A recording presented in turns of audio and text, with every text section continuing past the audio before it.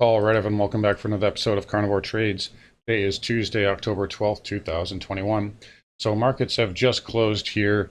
S&P finishing down about a quarter of a percent. Q's down a little over 3/10. Same thing on the Dow there. So most importantly, the thing I'm watching right now is this inverse head and shoulder neckline here on the hourly. And it looks like we closed below that now. On the SPY here, and they tried to defend it at the last minute. They got a nice little bounce there, but you did close below this neckline, so now this pattern is invalid. And I think that could potentially take us down to about 430 on the SPY here. Now, keep in mind that there is a bigger potential head and shoulders, so you see this shoulder here, then a head, and then potentially a right shoulder.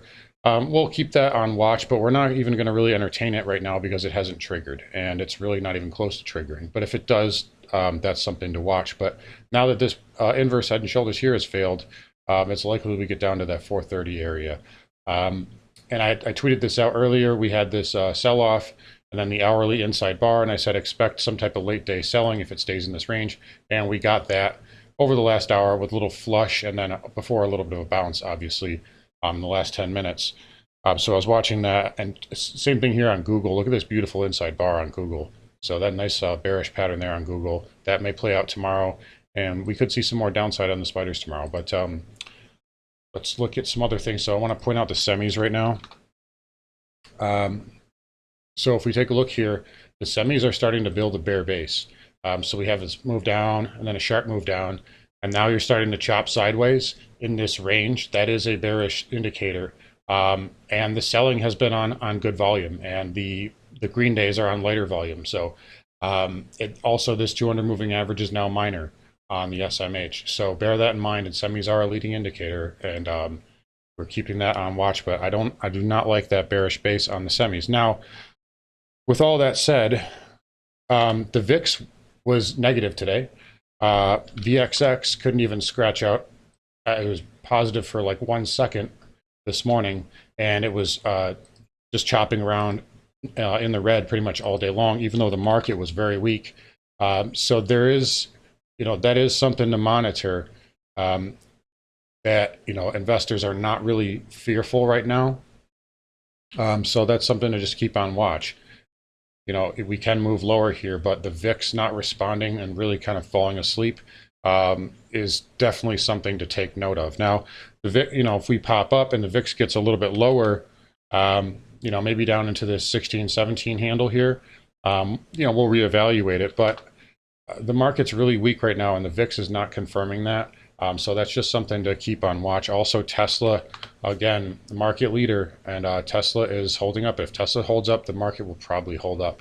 Although I think it's possible that we see a fade later in the week on Tesla, as we have OPEX this Friday, and they love to get call buyers in on Tesla before they, they do this every week on Tesla, but they love to pump this stock and then sell it before OPEX. So just bear that in mind. But Tesla holding up well.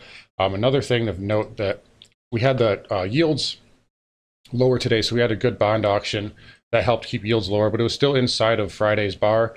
And even despite the lower yield, triple Qs were still negative. Obviously, semis were negative. IGV pulled back, although it was green on the day.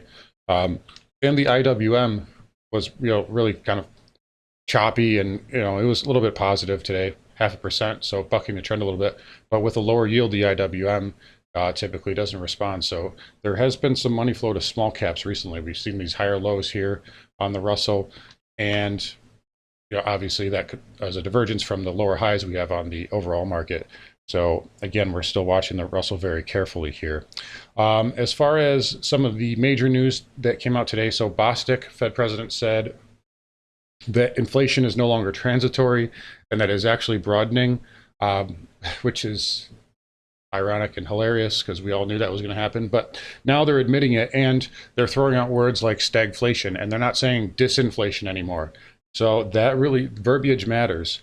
The fact that they're not hiding it by saying disinflation, and the fact they're just coming out and saying stagflation, that is definitely a key pivot from what we're used to seeing from policymakers.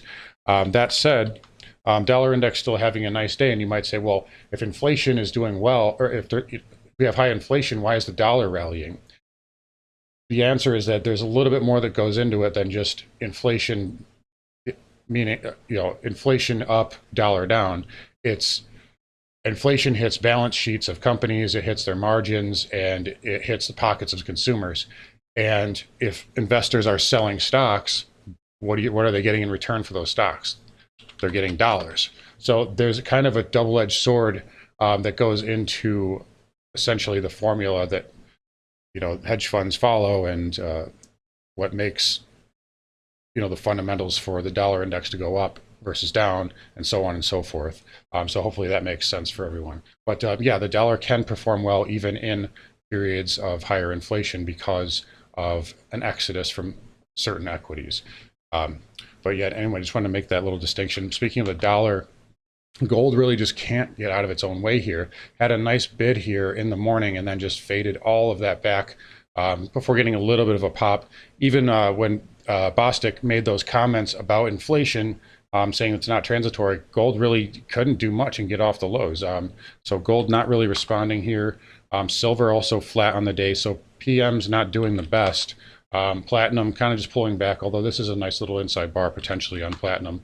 And then palladium pulling back, but it had a nice jolt off the low, so no surprise to see a little bit of a pullback there. Crude oil still positive on the day, but this tail candle, this wick on the tail held, so you have kind of an inside day on crude. Nothing really new to report here on crude. Same thing with nat gas, sold off but recovered a little bit. So energy just kind of pausing in this range right now. And financials also, take a look at JP Morgan, a little bit more downside today again, but still holding up well. It's above all the major moving averages. You have Morgan Stanley, which scratched out a gain. Goldman also scratching out a small gain as well. So financials holding up in the meantime. But again, I think Morgan Stanley is probably headed to 90 bucks very soon. Got a nice bear flag here on the daily. And, if Morgan Stanley goes down, most of the other financials are going to go down with it. But anyways, to wrap it up here, again, watch this hourly time frame tomorrow. We'll be very interested to see where we open tomorrow. With this close below the inverse head and shoulders, that is a failed pattern. So it wouldn't surprise me if we gapped down. But they never make it easy. We had a nice little bid into the close, so they always want to make it a little confusing. We do have OPEX Friday, so there's lots of games going on, and there's lots of premiums being burned. So just bear that in mind. Anyways, guys, take care. I will talk to you tomorrow. Thank you.